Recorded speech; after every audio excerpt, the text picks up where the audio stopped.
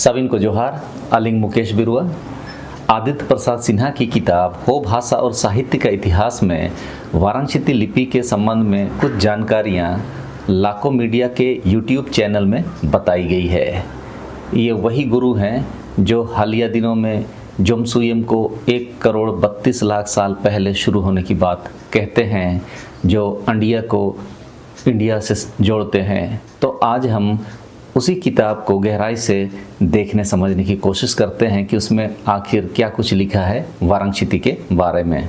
इसके पेज संख्या 87 में वाराणसी लिपि की कुछ विशेषताओं पर प्रकाश डालते हुए कहा है कि वाराणसी लिपि लगता है सिंधु लिपि के विकास की एक कड़ी प्रतीत होती है। ध्यान दीजिए, यह एक कड़ी प्रतीत होती है लिखा है, ना कि एक कड़ी है।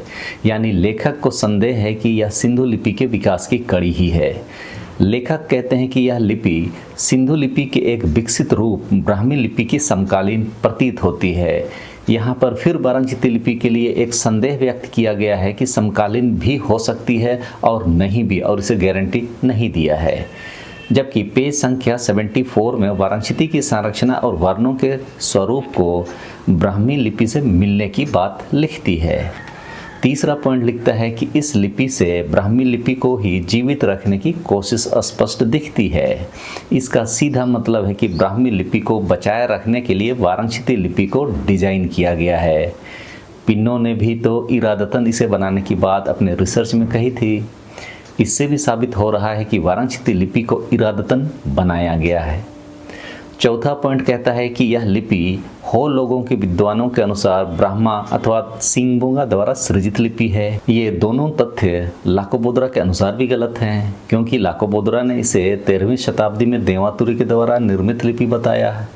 यानी कि लेखक इन दोनों तथ्यों में गलत हैं। यदि लेखक गलत नहीं हैं तब तो लाकोबोद्रा गलत होंगे, क्योंकि हो लोगों में ब्राह्मा तो नहीं होते और सिंगबोंगा का यह काम भी नहीं कि वह लिपि बनाते फिरे।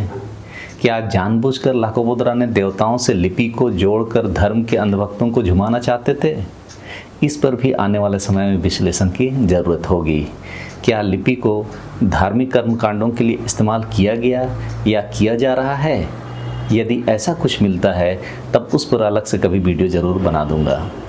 वहीं पेज संख्या 88 में वाराणसी लिपि की कुछ कमियों को लिखा गया है। इसमें कहा गया है कि यह ब्राह्मी लिपि जैसी अति प्राचीन एवं अर्धविकसित लिपि पर आधारित है। अभी कुछ देर पहले लिख रहा था कि ब्राह्मी लिपि एक विकसित स्वरूप है सिंधु लिपि की। अब यहाँ लिख रहा है कि अति प्राचीन एवं अर्धविकसित लिपि पर आधारित। इसका सीधा मतलब तो यही हो रहा है कि वाराणसी लिपि को ब्राह्मी लिपि से लिया गया है, और जिसका आधार अर्धविकसित हो तो उसके विकसित होने की संभावना भी बहुत कम ही होगी।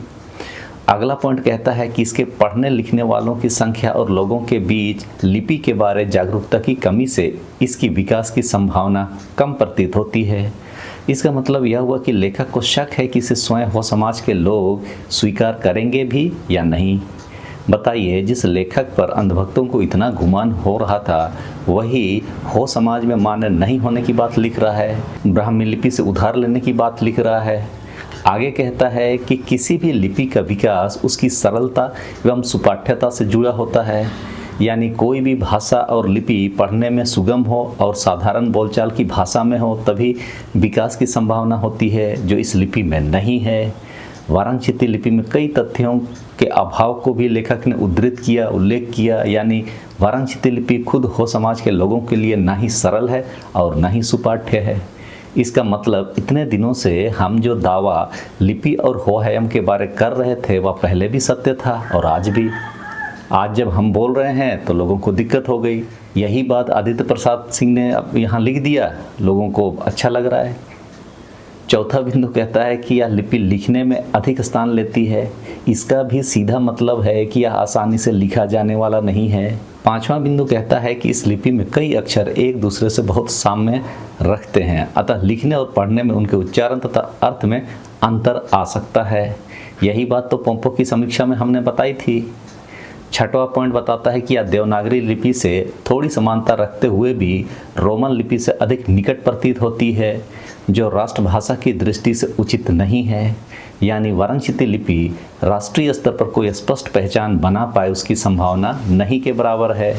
7वां बिंदु में कहता है कि यह लिपि क्लिष्ट होने के कारण हो भाषा और साहित्य के विकास में साधक न होकर बाधक सिद्ध हो सकती है। और यही बात जॉन डेनी ने भी लिखा था, यानी वाराणसी लिपि के चलते हो भाषा और साहित्य का विकास समय से पूर्व ही मरने की आशंका से आप इनकार नहीं कर सकते। यह बात जॉन डेनी ने अपनी किताब में कही है और वही बात लेखक आदित्य प्रसाद सिन्हा ने भी स्पष्ट कर दिया। 8वां बिंदु पर कहता है कि झारखंड के अन्य क्षेत्रों एवं भाषा भाषियों के बीच इसका लोकप्रिय होना संदिग्ध लगता है। लेखक ने भी माना कि वाराणसी लिपि को दूसरे भाषा भाषियों के बीच लोकप्रिय बनाना बहुत मुश्किल है। यहाँ तक कि खुद हो समाज के लोगों के बीच यह अपनी जगह बना पाए, इस पर भी संदेह है। हो समाज में वाराणसी लिपि की स्थिति पर अगर हम बात करें तो 99.9% लोग लिपि को न जानते हैं न मानते हैं। इसका मतलब लेखक का संदेह उचित है, सही है कि हो समाज के बीच वाराणसी लिपि की स्थिति दयनीय रहेगी। लेखक कहते हैं कि वाराणसी लिपि आदिवासी भाषा एवं लिपि के क्षेत्र में एक नया प्रयोग है। जितना भी हल्ला कर लीजिए, लेकिन लेखक ने यह स्पष्ट कर दिया कि यह प्रयोग नया है और इसे परिपक्व होने की संभावना कहीं से भी नहीं दिखती। अब मैंने बिंदुवार विषयों को यहाँ पर आपके सामने रख दिया है, जबकि अपने वीडियो में मस्कल न्यूज़ के माध्यम से कृष्णा बोदरा ने आधी अधूरी जानकारी देकर वाराणसी लिपि के पक्ष में माहौल बनाने की कोशिश की, जबकि लेखक ने निष्कर्ष में स्पष्ट कर दिया कि यह एक नया प्रयोग है। जब प्रयोग नया होगा तो उसे जिंदा रखने के लिए भी कठिन चुनौतियों से जूझना पड़ेगा, और जब समाज के बीच में ही तू मैं होगा तो इसकी मौत भी समय से पूर्व ही होनी निश्चित है। देखिए पेज संख्या 44 में लेखक लिखते हैं कि हो भाषा की यह भी विशेषता है कि शब्द के आरंभ में अंगा जैसे नासिक के ध्वनियों का भी प्रयोग हो सकता है, जो आर्य भाषाओं में नहीं है। अब हो हयम वाले लोग बताएं कि कौन सा शब्द अंगा से शुरू होता है, और इस लेखक ने इतनी बड़ाई करने का सिला क्या दिया, आप देख लीजिए। पेज संख्या 46 में आदित्य प्रसाद सिन्हा ने भी एच.जे. पिन्नो का वर्णन किया और मुंडा भाषाओं में उनके काम को सराहा। लेखक यह भी लिखते हैं कि हो भाषा व्याकरण के दृष्टिकोण से संस्कृत और आर्य भाषाओं से मेल खाती है। साथ ही लेखक ने ओकिल, वंश, जतरा, ओजन, जुगी आदि को देवनागरी से उधार लेने की बात किया है, उधार की भाषा सिद्ध किया। लेखक ने हो भाषा की एक समस्या के रूप में वाराणसी लिपि को कहा है। उनके अनुसार लाकोबोद्रा द्वारा इसकी प्रस्तुति, इसके विकास और प्रसार का कार्य 1954 के आसपास शुरू किया गया था, किंतु चित्रलिपि, सिंधु लिपि और ब्राह्मी लिपि की तरह ही इसके जानकार और लिखने वाले लोग गिने चुने हो भाषा भाषी हुए, मतलब हो समाज ने इसे नहीं अपनाया। उन्होंने लिखा कि इस लिपि को सीखने के लिए एटे तुर्तुंग अखाड़ा की स्थापना की गई थी, जिसे आगे चलकर आदि संस्कृति विज्ञान संस्थान झींकपानी, टोंटो प्रखंड, पश्चिमी सिंहभूम कर दिया गया। उक्त संस्थान में कई वर्षों से वाराणसी के अध्यापन और लेखन का कार्य बालक और बालिकाओं के बीच किया जा रहा था, लेकिन लिखने में कठिन और स्वर वर्ण के प्रतीक चिन्हों के अभाव के कारण इस लिपि का प्रचार प्रसार बाधित हुआ। बताइए, शुरू से ही इस पर बाधा उत्पन्न हो रही है और दोष किसी और पर मढ़ा जा रहा है। पेज संख्या 220 में आदित्य प्रसाद सिन्हा ने थोड़ी बहुत तारीफ की, लेकिन लास्ट में वाराणसी को हो भाषा के लिए बाधा ही कहा है। पेज संख्या 84 में लेखक ने लिखा कि इस प्रकार लाकोबोद्रा द्वारा एक अति प्राचीन लिपि को हो भाषा का उच्चारण, ध्वनियों एवं वर्णों के अनुरूप वाराणसी के रूप में प्रस्तुत किया गया। इससे भी यह साबित हो रहा है कि लाकोबोद्रा ने दूसरे की लिपि को वाराणसी के रूप में प्रस्तुत किया। पेज संख्या 85 में सार होरा का अर्थ स्वर्ग पथ या स्वर्ग का मार्ग होता है लिखा है, जिसमें हो जनजाति में प्रचलित कई मिथकों, धर्मघाताओं, लोक कथाओं आदि का संकलन वाराणसी में किया गया है। हालांकि हो समाज में स्वर्ग और नरक की परिकल्पना नहीं है। मृत्यु के पश्चात मृत व्यक्ति की आत्मा को हो समाज अपने पवित्र आदिंग में वापस बुलाती है। लाकोबोद्रा समाज की बात मुझे नहीं पता, इसीलिए कह नहीं सकता। हो सकता है वे लोग मृत्यु के पश्चात स्वर्ग को जाते हों, जिसके लिए लाकोबोद्रा ने सार होरा लिखा हो। मेरी जानकारी इसमें अधूरी है। पेज संख्या 86 में लेखक ने स्पष्ट किया कि वाराणसी लिपि के विभिन्न पक्षों, उसके ब्राह्मी लिपि से संबंधों तथा प्रकाशित ग्रंथों पर विचार करने के पश्चात यह निष्कर्ष निकाला जा सकता है कि यह अत्यंत प्राचीन लिपि की एक महत्वपूर्ण कड़ी है। इसका मतलब यह प्राचीन लिपि तो नहीं है, बल्कि किसी प्राचीन लिपि की एक कड़ी मात्र है। आगे लिखता है कि इसके माध्यम से सिंधु घाटी की चित्रलिपि से विकसित हुई ब्राह्मी लिपि के विकास के विभिन्न चरणों का अवलोकन किया जा सकता है।